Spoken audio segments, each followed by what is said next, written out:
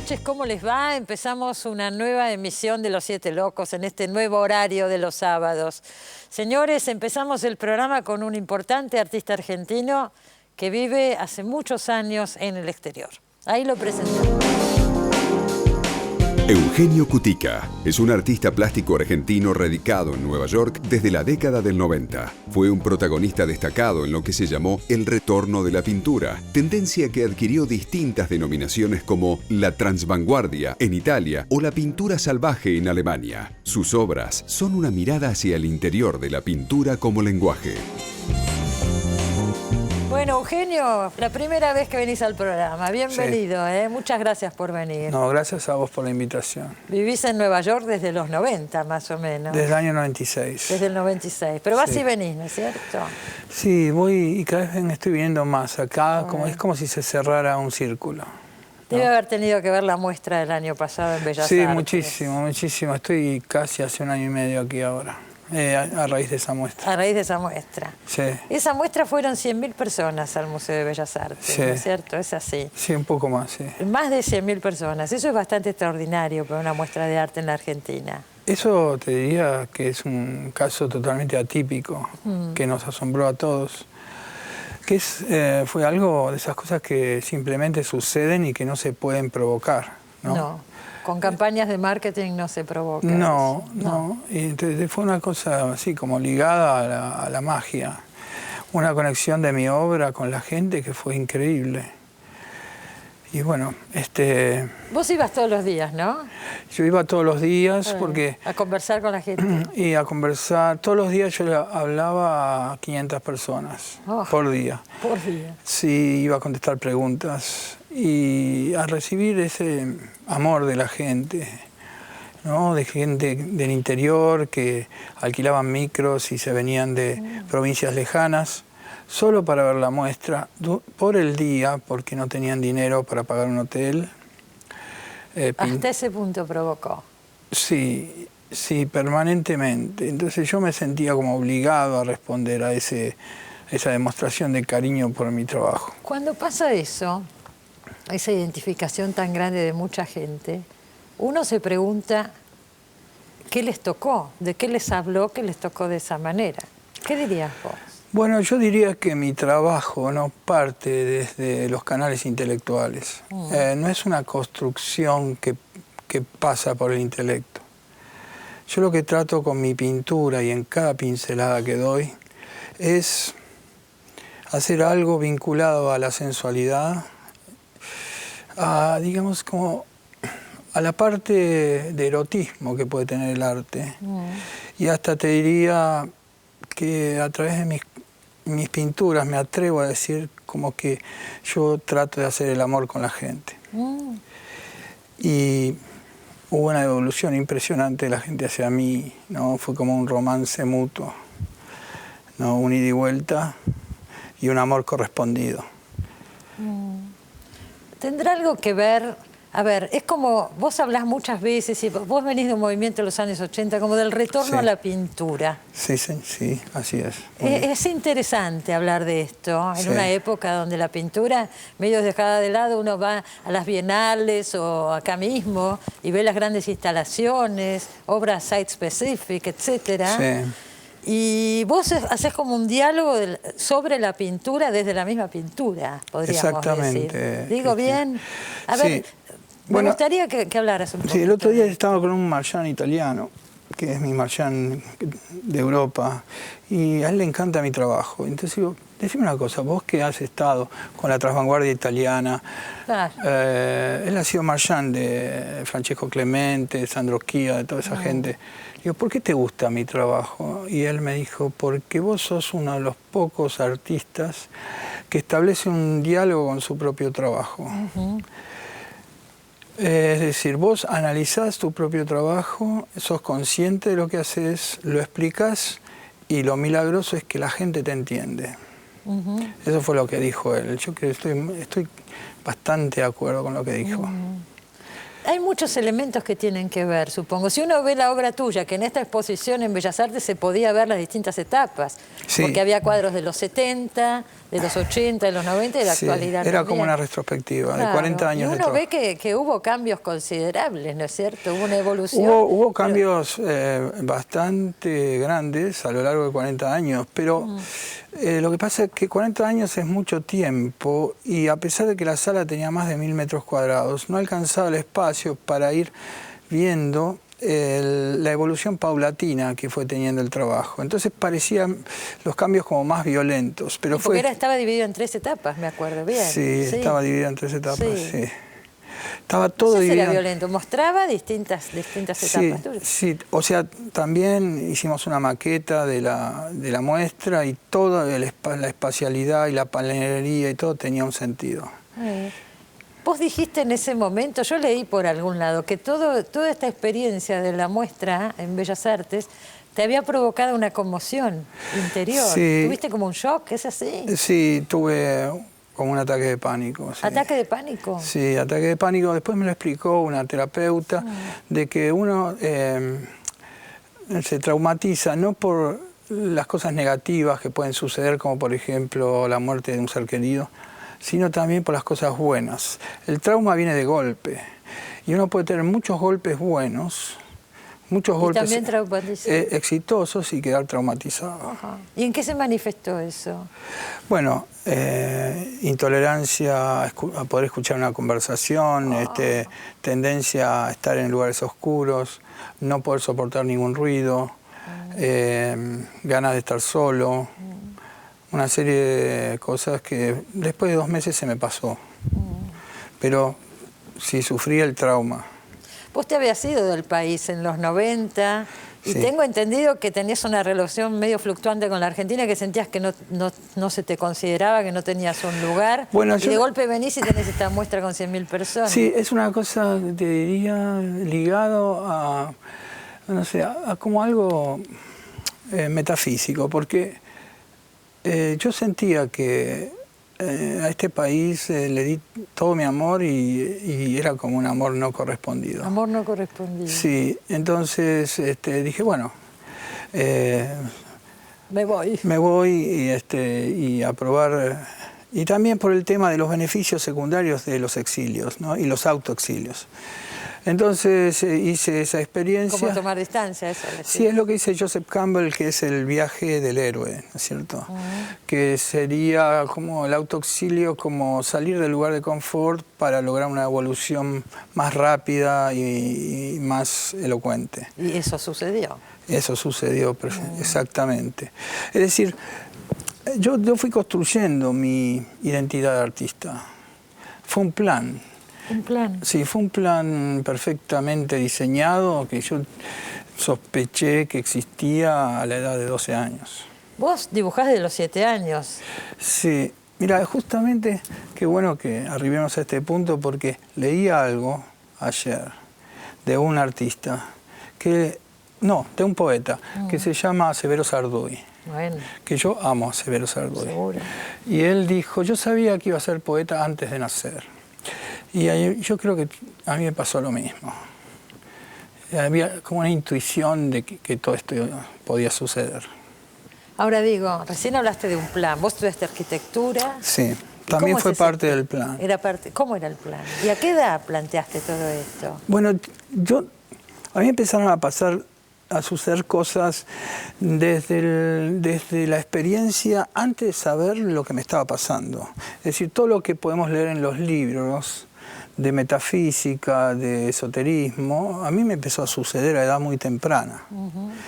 Entonces yo estaba en esos trances, como en un estado de nirvana, de edad muy temprana, a los 7 años. Y era como que me venía como un conocimiento que yo no sabía de dónde provenía, pero que fui muy fiel a eso, a esa voz interior.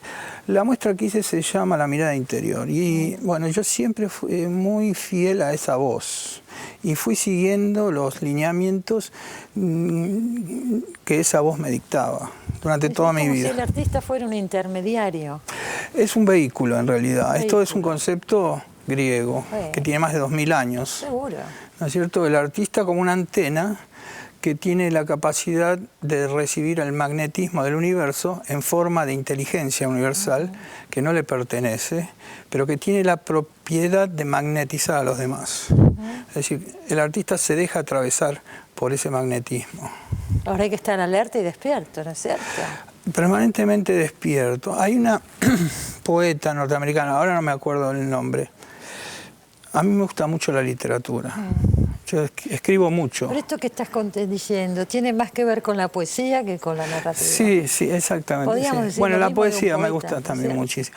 Entonces esta es una poeta que dice lo siguiente, que parece los poemas, esto pasa lo mismo con la plástica, ¿no? Con los cuadros yo siento que pasa exactamente lo mismo. Los dioses mandan un cuadro hacia abajo y uno tiene que estar alerta, como vos decís. Entonces ella iba hacia una colina a recibir los poemas, en este caso. Y explica que los poemas vienen como planeando así, y hay que estar atento para que los poemas se posen en el hombro de uno.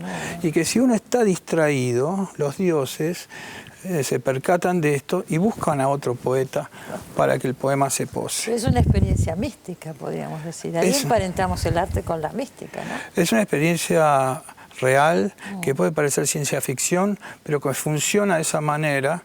Justamente ahora estoy escuchando a un científico que es un físico de fluidos francés que se llama Gardner, y que elaboró la teoría del desdoblamiento del tiempo y que probó físicamente, científicamente, la existencia de esta mística. Científicamente probado. Científicamente probado. Se llama la teoría del desdoblamiento del tiempo. Ahora hay una cosa, vos dijiste hace un ratito, Eugenio, una vez que tenés esta certeza, hiciste un plan. Hice un plan. El plan es el siguiente. Los maestros orientales dicen que hay que dedicarse al no ser. Es decir, si uno tiene facilidad para la forma, para los números o para el lenguaje, es decir, si uno usa el hemisferio izquierdo, en general la gente se dedica más a lo que tiene facilidad. No, hay que hacer lo contrario. Hay que desarrollar el otro hemisferio. El de la sensibilidad. Es decir, el que tiene facilidad por los números tiene que estudiar poesía, y el que tiene facilidad por la poesía tiene que estudiar números. Entonces se desarrolla el otro hemisferio hasta que el otro hemisferio adquiere una naturaleza secundaria y empiezan a funcionar los dos y se llega a estamentos mucho más altos. Se potencia. Se potencia. Entonces, el objetivo es lograr... Y ahí viene el plan, entonces. Ese es el plan. Entonces, el objetivo es lograr una completud en sí misma. Por eso estudié arquitectura. Y ahora aplico la metodología de la arquitectura para diseñar las muestras, para las series para hacer las memorias descriptivas, todo este tipo de cosas. Es decir, me sirve para el análisis de lo que yo hago con el hemisferio derecho. ¿Qué pasa con el tamaño de los cuadros? Porque vos trabajás con obras de gran tamaño. ¿Tiene algo que ver? Sí, el tamaño influye directamente sobre la belleza. Es decir, el tamaño es belleza en sí.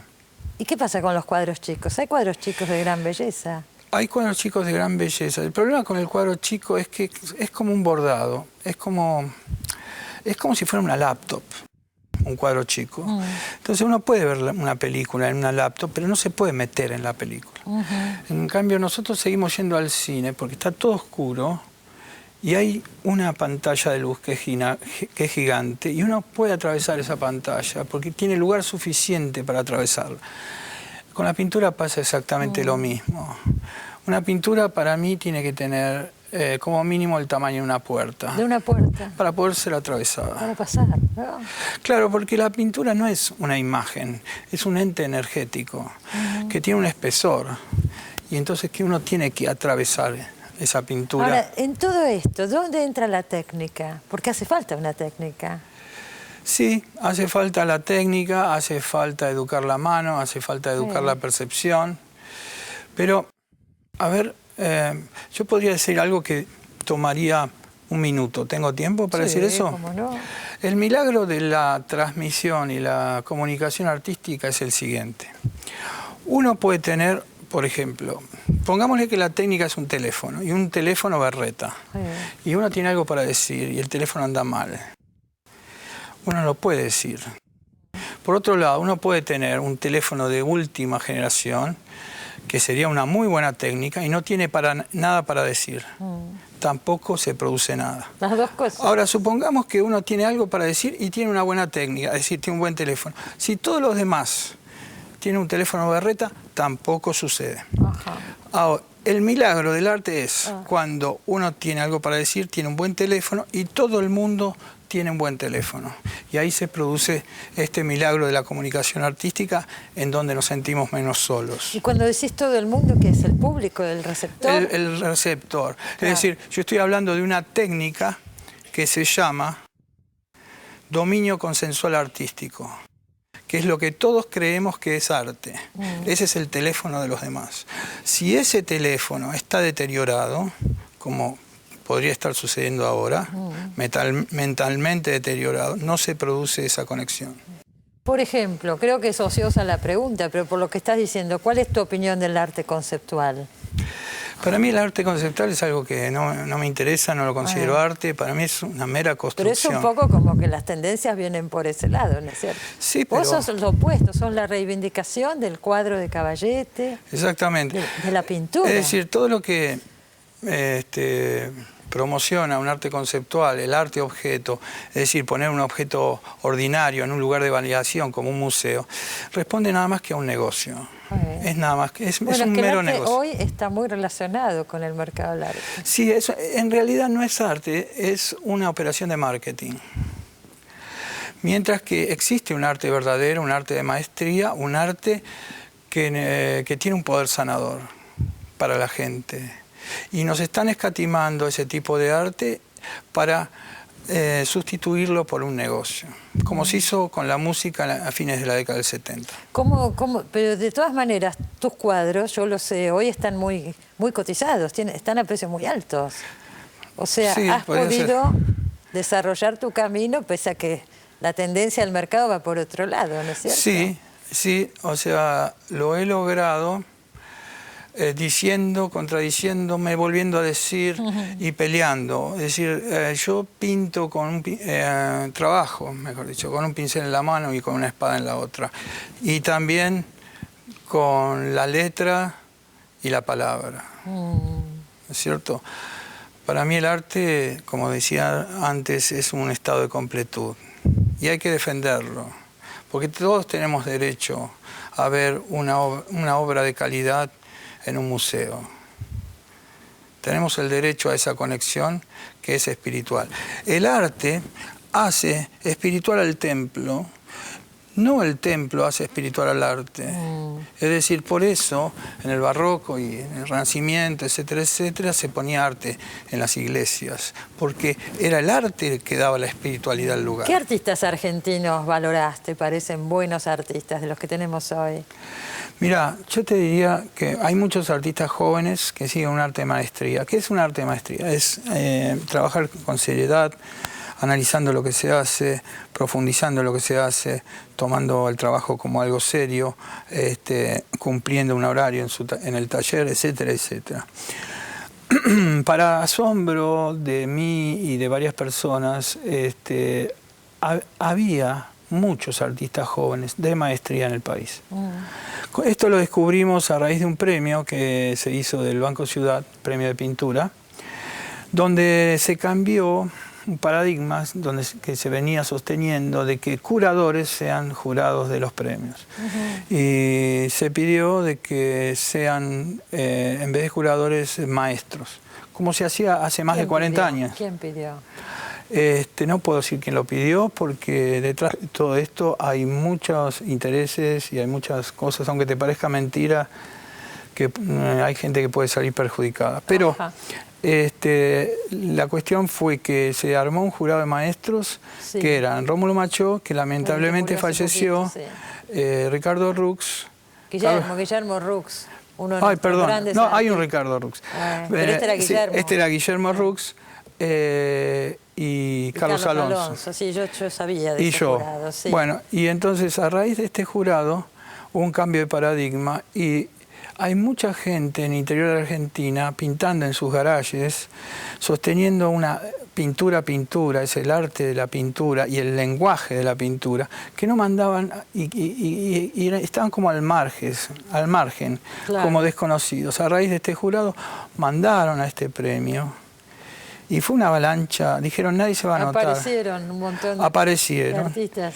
Justamente, bueno, esto no va a salir a tiempo, pero hoy se inaugura este premio y son en el Centro Cultural Recoleta, son 50 obras de gran tamaño. Ver en el Centro Cultural Recoleta, el premio del Banco Ciudad. Dijiste. Premio del Banco Ciudad. Y son 50 obras porque se puso una medida mínima grande y va a ser una muestra espectacular, conmocionante. Vos mantenés tu taller acá en Barracas. Sí. Y vas y venís. Sí. Y tu sede es en Nueva York. Mirá, yo no tengo una sede, yo vivo en tu casa. Es como que vivo en mis zapatos. Yo me ajusto a la vida transmutante del artista. O sea, me ciño a las normas de lo que es un artista en lo bueno y en lo malo. Me resigno a ser un artista y llevar esta pasión en el sentido cristiano de lo que es la pasión, ¿no? Que es también como llevar una mochila de piedras, ¿no es cierto? No es ni divertido ni entretenido, es hacer algo porque se tiene que hacer. Y entonces deambulo por todo el mundo. Ahora, dentro de 2 semanas me voy a Milán, que me dieron un taller en el centro de Milán. En Miami tengo otro taller. Ajá. Y entonces esa es mi vida. Esa es mi vida y yo creo que ese es el motivo y es el propósito de este breve paso que todos tenemos. Muchísimas gracias por haber venido. No, gracias a vos, Cristina. Para mí es un honor estar aquí. Sigo el programa. Es un programa que va a cumplir 30 años y a mí me parece un acto heroico sostener un programa cultural en un país como la Argentina, con toda su inestabilidad, durante 30 años. Muchísimas gracias, de verdad. Gracias a vos. Gracias por haber venido. Nos vamos a un corte, ya volvemos, no se vayan.